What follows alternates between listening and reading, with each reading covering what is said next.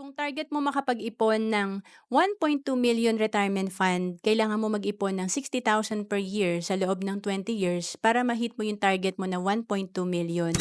Pero alam mo bang 'pag marunong ka mag-invest kagaya ng sa Kaiser, instead na 20 years ka mag-iipon ng 60,000 per year, dito sa Kaiser 7 years ka lang mag-iipon ng 60,000 per year. And ang projection nito after 20 years nasa 1.1 million. And kung nag-start ka sa Kaiser at the age of 41, pag edad mo ng 65, meron kang projected fund na 1.7 million. Ang Kaiser ay good as cash after 20 years. Pag hindi mo pa kinuha yung fund mo sa Kaiser after 20 years, patuloy pa rin na meron kang healthcare at nagko-compound pa rin ang investment mo. Ang Kaiser ay 3-in-1 investment. Dito meron ka ng healthcare, life insurance at investment. Kaya ito rin yung sinimulan ko na investment noong 2012. Kasi ito yung tinatawag na level 1 investing. Malaking bagay pag may Kaiser tayo sa ating pamilya. To know more about Kaiser, message mo lang ako sa Facebook, Roanne Celis Capistrano.